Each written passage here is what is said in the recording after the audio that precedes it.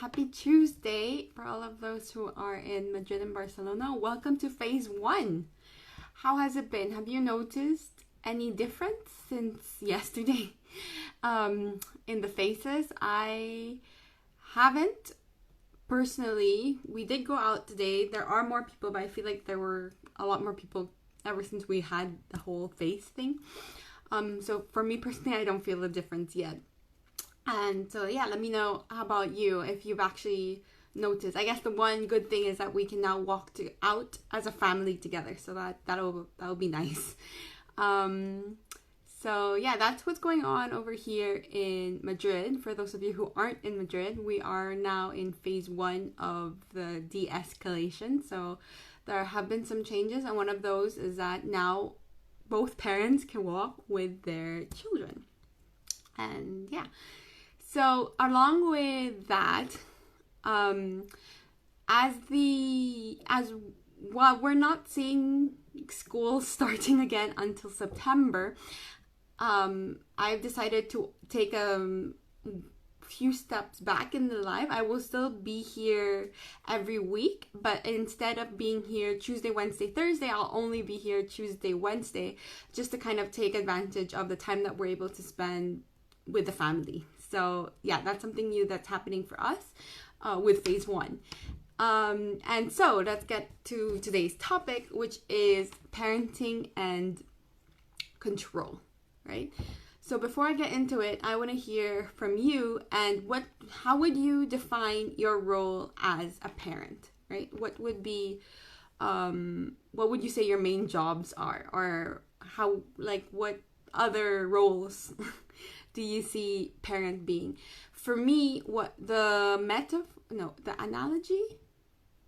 Can someone tell me the difference? Anyway, for me, I like to see parenting, my job as a parent, similar to being that of a gardener, where the seed is already planted and your job is really to make sure that you put them in an environment which would really support their growth, right? Like the best environment that you can for them.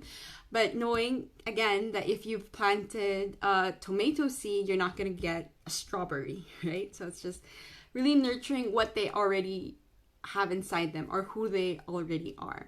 That's what, for me, my role as a parent is. It's the gardener who has the seed and is just really setting the environment up for them to bloom.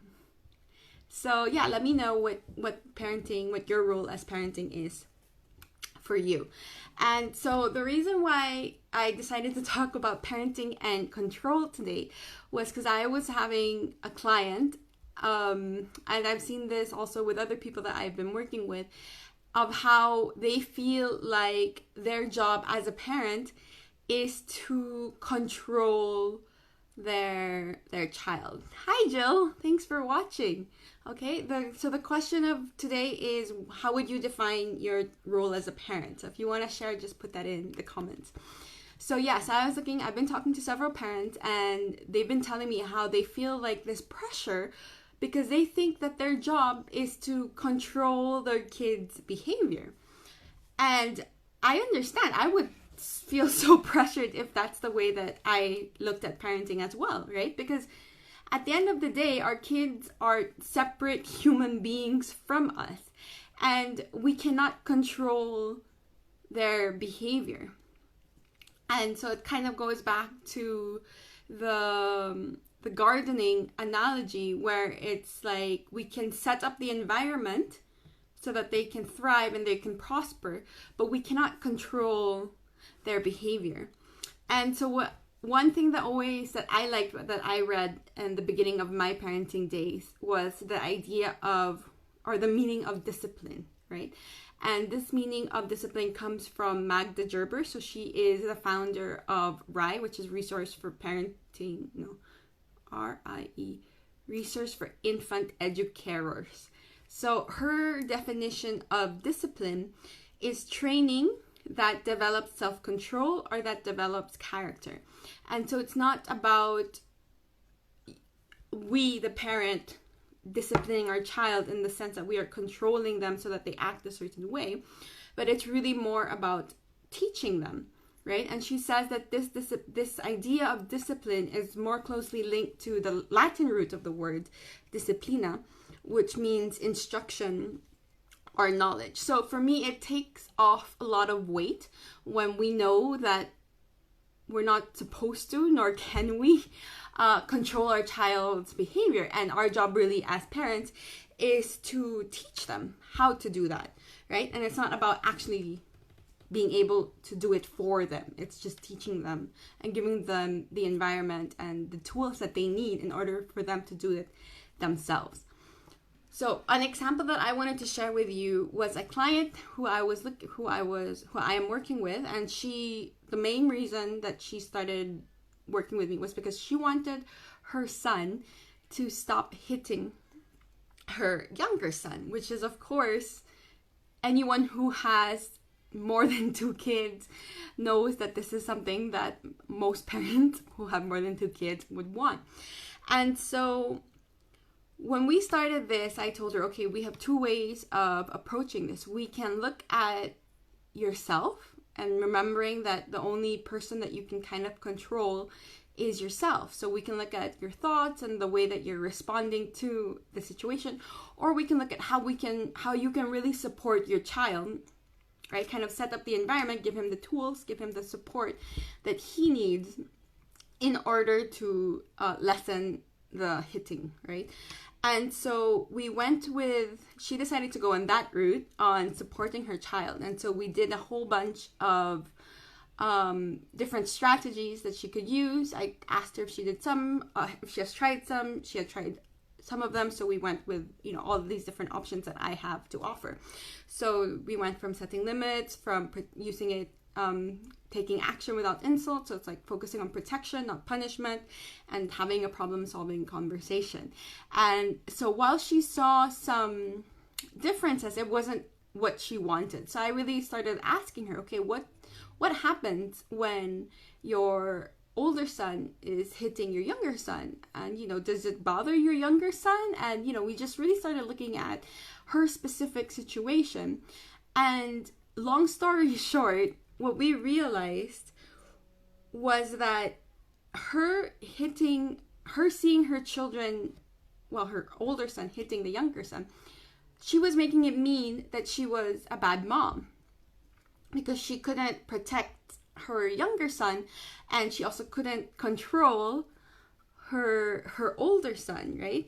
And so with that, we realized, or mostly she realized, how really what she had to focus on was herself, because she was trying to control all these things that were out of her control, and it was making her stressed, it was making her anxious. She was getting into arguments with her husband. She wasn't treating her son the way that she wanted to. And so we took a step back, and that's what we did instead. We focused on her. We focused on what's going on with her, what are her thoughts, her feelings, her actions, how we can change them, what is it that she wants to do, how can we get her there.